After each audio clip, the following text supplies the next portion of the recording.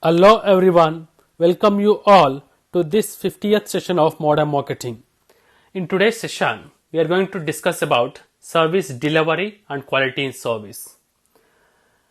Before going to discuss about today's topic, I would like to give you a brief recap of previous session. In the previous session, we have discussed about service marketing mix. Service marketing mix includes 7 P's of marketing mix: product, price, place, promotion, people, physical evidence, and process. The learning objective of this session is to learn about the delivery of quality service. And the expected outcome of this session is that the students are able to understand the methods followed by service companies in delivering quality services. Now, without any further delay, let's get started. Services quality. It's a combination of two words, services and quality. Dear students, we have already discussed about the concept of services. What is service and what are the characteristics of services in the previous sessions. Now let us see what is quality. The term quality focuses on standard or specification that service generating organization promises. For example, recently Netflix promises its subscribers that it will release a new movie every week. And we cannot have a clear-cut boundary for quality. The concept of quality is more subjective than objective one. And it depends on customer's perception. Next, what is services quality? Service quality is the customer's evaluation of the service offered by a service organization. For example, if you watched a movie in a theater, we form an opinion about that movie, like whether we liked that movie or not, whether the movie is good or bad one, or whether it is a entertaining one or boring one, like that. And service quality can be defined as the difference between the customer's perception of the service received with his expectation of the service desired. If satisfaction from a service exceeds customer expectation, then it is considered as a high service quality.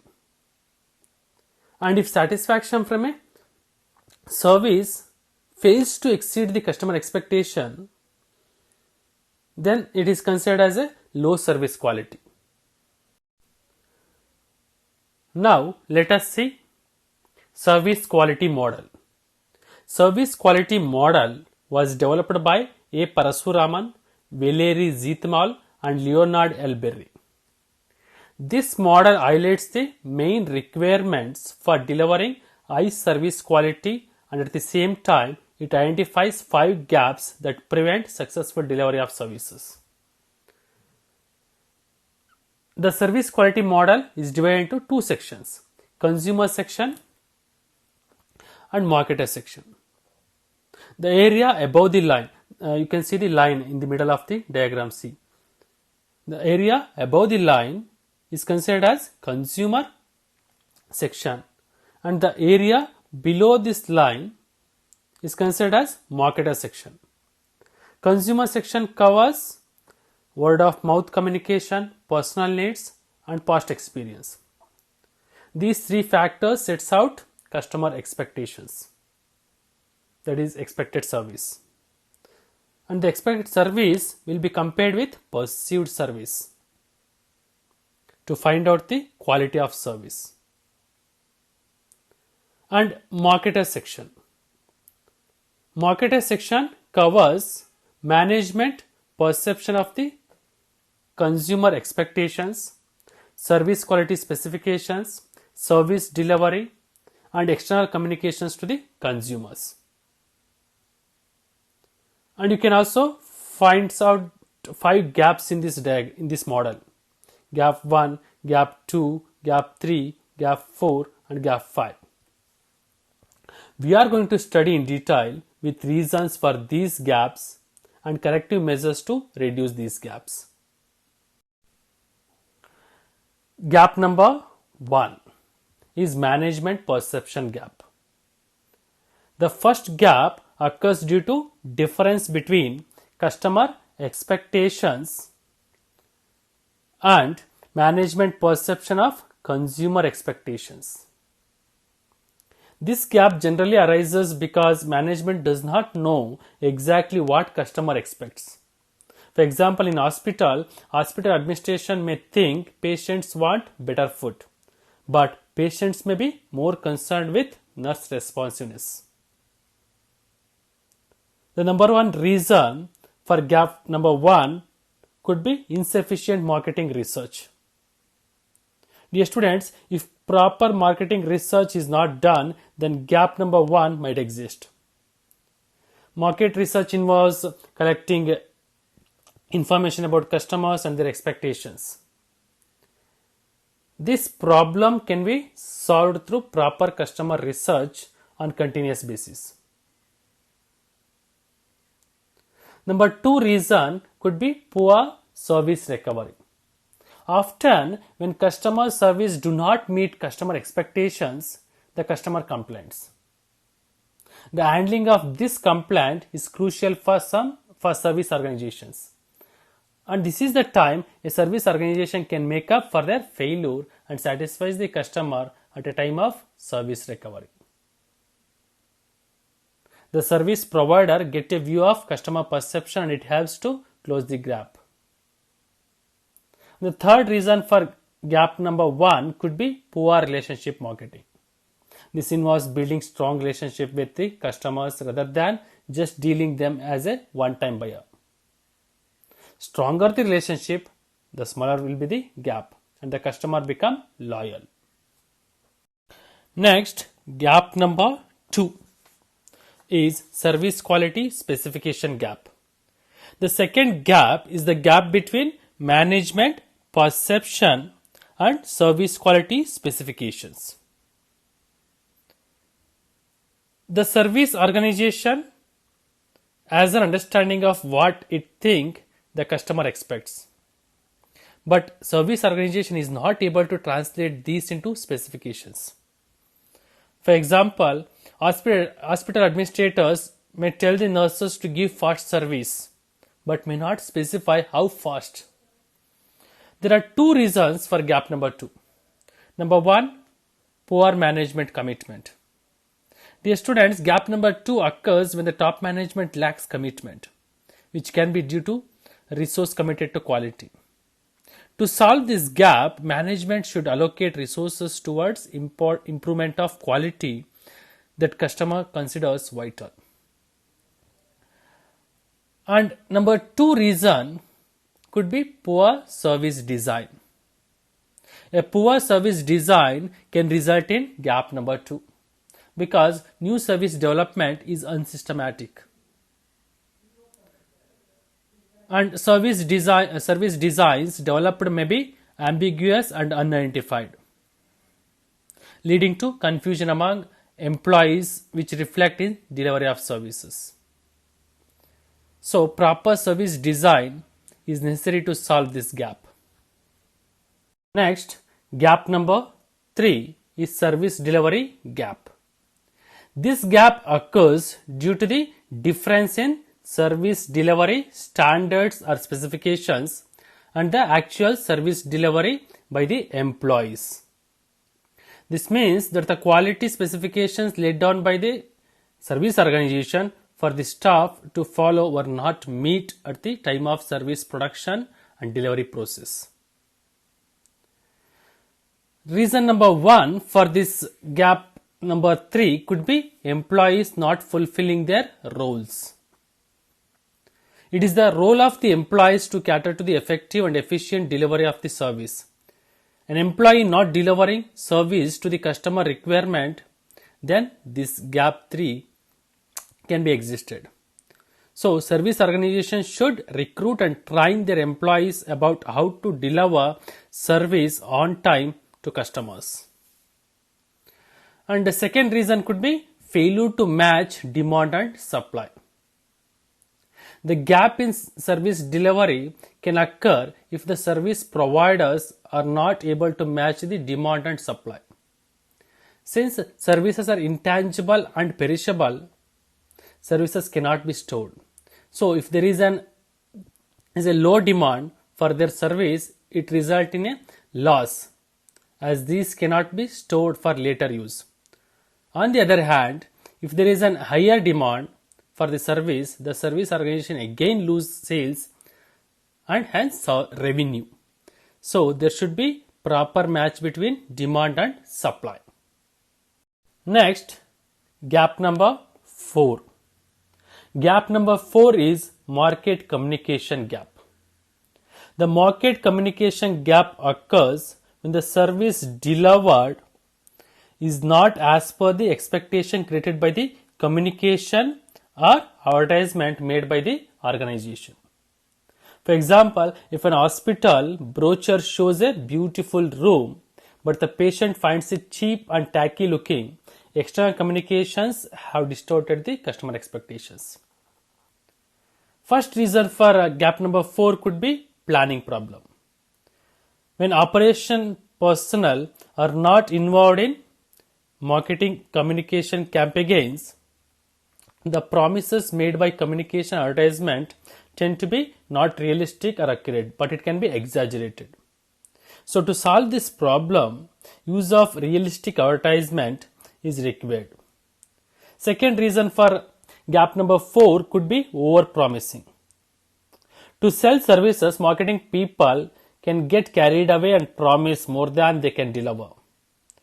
The extent to which firms are pressurized to create new businesses or meet the business of competitors also affects the extent to which they overpromise.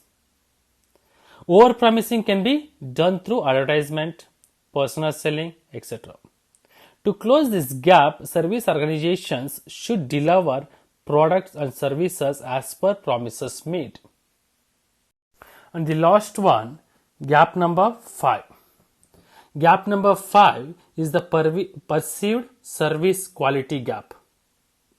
This gap occurs when the perceived or experienced service is not in line with customer expectations. This gap arises when customer misinterprets the quality of the service. And this can happen due to the client's own prejudices or bias.